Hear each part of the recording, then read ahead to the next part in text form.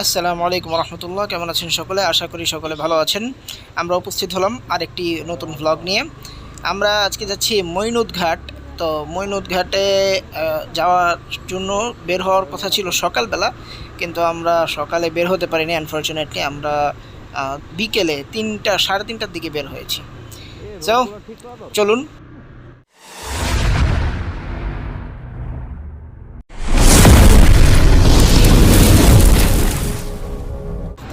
তো যেমনটা বলছিলাম যে আমরা যাচ্ছি আজকে মইনট ঘাট। তো যদিও মইনট ঘাটের জন্য রওনা হয়েছে অনেক দেরি করে, বাট এখানে আমি কিছু অভিজ্ঞতা শেয়ার করছি যে গত বেশ কিছুদিন, গত 2 মাস 2.5 মাস হয়ে যাচ্ছে আমরা ব্লগিং করছি, কিন্তু এখন এখন পর্যন্ত অনেকে বলে জিজ্ঞেস করে যে আসলে কেমন সফলতা পেয়েছো, ঠিক আছে, কিন্তু যদি ওই রকমভাবে আমরা ওইরকম সফলতা এখনও পাইনি।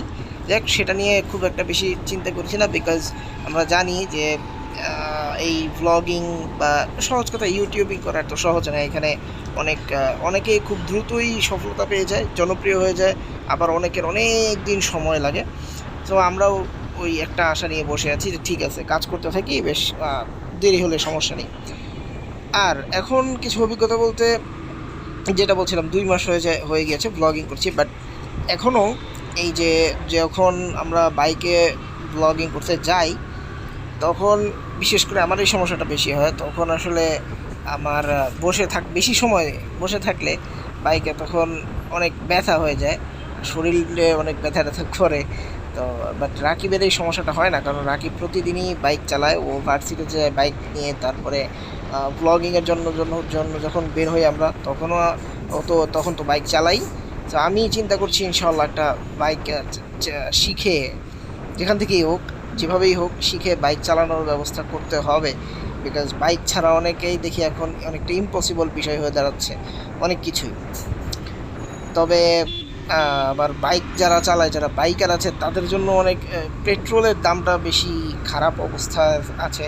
পেট্রোলের দামের কারণে অনেক অনেক ঝামেলা আছে। সেদিন আমরা পড়ছিলাম, একটা মিমস পড়ছিলাম, যেখানে একজন বলছে যে পেট্রোল পাম্পে গিয়ে আমি বললাম যে আমার বাইকের ট্যাঙ্কি ফুল করে দাও।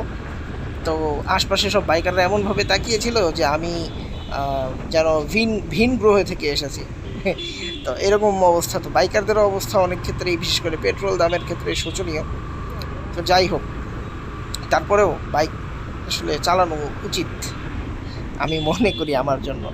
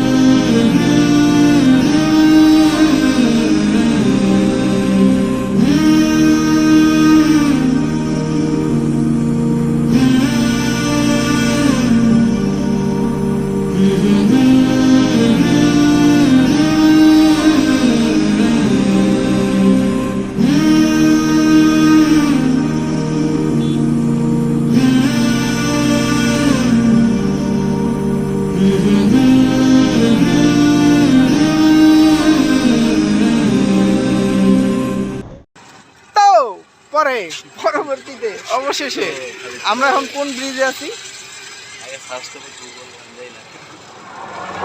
যাই হোক, আমরা এখন যেখানে আছি সেখান থেকে মইনুত ঘাট প্রায় কত দূরে? আরো 30 কিলোর মতো আছে। তো অনেক দূরে, বাবারে বাবা। আমরা আসলে বের হওয়ার কথা ছিল সকালবেলা। হ্যাঁ, আমরা বের হওয়ার কথা ছিল সকাল 7টার দিকে, কিন্তু ব্যাড লাক, আমরা পারিনি। এখন দেখি মইনুত ঘাটে যাওয়া হয় কি না। যদি না যাওয়া হয় তাহলে তো দেখবেনই, আর যদি যাওয়া হয় তাহলেও দেখবেন, সমস্যা নেই। রাকিব, তোমার অভিব্যক্তি কি যাওয়া না যাওয়ার ব্যাপারে?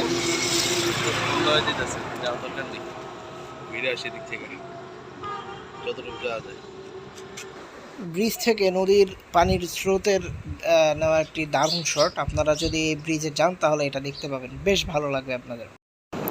এই ব্রিজ থেকে নামার পর মইনট ঘাটের দিকে যাওয়ার রাস্তায় আর কি হাতের বাম সাইডে একটি রাস্তা আছে যেটি গ্রামের দিকে যায়।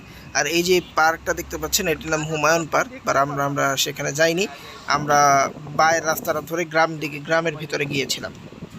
এই যে সেই পার্ক, বিকেলের প্রকৃতি ও এইভাবে তো গ্রাম গ্রাম গ্রাম জায়গা আর হচ্ছে প্রকৃতির অবস্থা।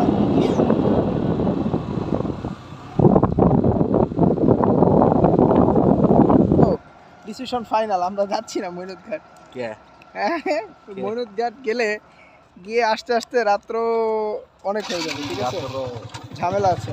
ওই গ্রামের রাস্তা ধরে সামনে যাওয়ার পথে, অর্থাৎ গ্রামের দিকে যাওয়ার পথে আমাদের এরকম বেশ কয়েকটা ক্যাফে রেস্টুরেন্ট এগুলো আমাদের দৃষ্টিগোচর হয়েছে এবং সেগুলো দেখতে খুব সুন্দর ছিল।